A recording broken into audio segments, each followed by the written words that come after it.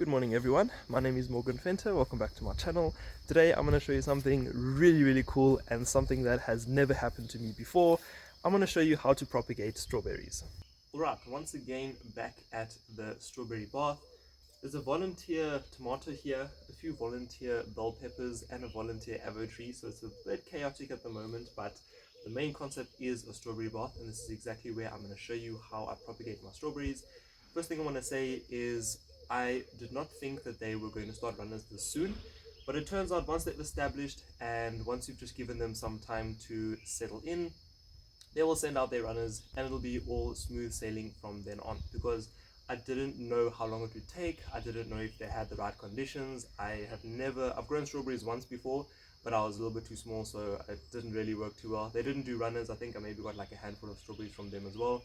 But now I'm a little bit older, know a little bit more about gardening, and they've started runners and I've actually successfully propagated them. So let me show you how I did it.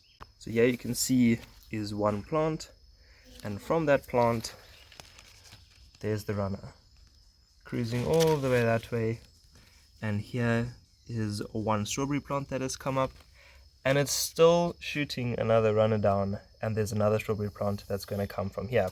Really cool. Now I'm going to lift them up slightly just to show you. Oh, these roots have actually established in here quite well. Check there, look at all those roots. So this is known as the crown, and you don't want to bury that crown. So that's why it's kind of just laying on top there and the roots are going down. Very cool. Another very good example, you can see I did not bury the crown 100%.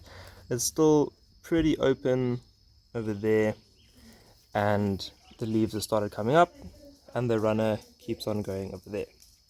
At the seedling table now, and what I do is I take one of these 6-cell trays. I just cut one of these like squares out, one of the cells out like that, and then only on one side I cut a little slot off. There we go. You can see there, that's what I'm working with. I don't do the other side because you're not supposed to bury them, so it just lies across like that.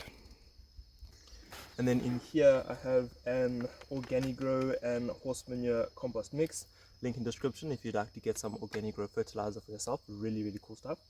Now what I do is I just fold this up, give it a little squeeze down. You don't have to fill it all the way. It really, as long as there's contact, as long as the runner has moisture contact, then you're fine. So you can even just lay it on here. This groove is kind of just to help it stay in place so that it doesn't like flop around and whatnot in our water. But that is the little propagation station thing for the strawberries. And now all I do is just give it a little bit of moisture just to make it nice and welcoming for the strawberry, and also a little bit easier to kind of squeeze this thing in here. Now once again, this is the crown. You can see from where the leaf stem is to where this little bump is, that is the crown. You don't want to bury that, else the entire thing will just rot away. What you want to do is, you can bury the stem, that's fine, and then just give it a little squeeze in. Might need to move it up a little bit.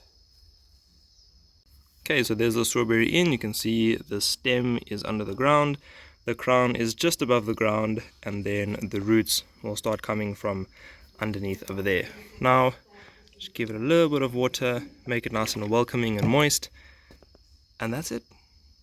Alright, and the way that I like to check if it has rooted successfully is just giving it a pull, and if it doesn't come off like completely, obviously I've pulled this one so the roots are a little bit loose, but in the beginning of the video you could see when I tried to lift it, it didn't want to come up. So what you can then do, take some pruning shears, give it a little snip, and there we have a whole new strawberry plant with more runners coming off as well, so you can do the same thing again.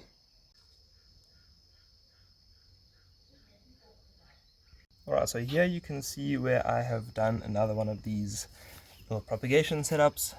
This right here is not a crown. That will not develop roots. The crowns are where the leaves come up, and when you have a huge bunch of thickness in the stem and a lot of leaves coming out. You can see this is kind of just where it came out from. That will not develop roots, so that is not what you should focus on. This is what you should focus on. It's that little bump where it came out from, and then it grows, then the leaves come up, carries on growing, and then here you can see as well, there is the leaf, and then the run is going to come from this little guy over here. So this one is still too fresh to plant because it's still going to carry on growing. What will happen is if you plant this now, it'll just grow out of your pot and it'll just be a stem inside there. So I'm going to wait a little bit longer, wait for this leaf to get a little bit bigger, and then I'll do the same thing as what I've done here for this little crown over there. Alright, so at the moment that's the newest one I've done. So that's 1, 2, 3, there was 4, 5, 6. So I should eventually have 6 new strawberry plants for free, absolutely for free. Really cool. So if you can do your propagating successfully, you can have an endless supply of strawberries. Really amazing. Alright, and that's going to be the end of today's video. Thank you guys so much for watching. I hope you really enjoyed. I hope you learned a little something about propagating strawberries. 100% would recommend this method of making your little cell that way that when you snip it off you can move it anywhere around the garden. You don't have to dig it up and you don't have to disturb any of those roots. Once again, thank you guys so much for watching. Don't forget to hit that like and subscribe button. Have a wonderful day, stay active in the garden, and I'll see you guys in the next video.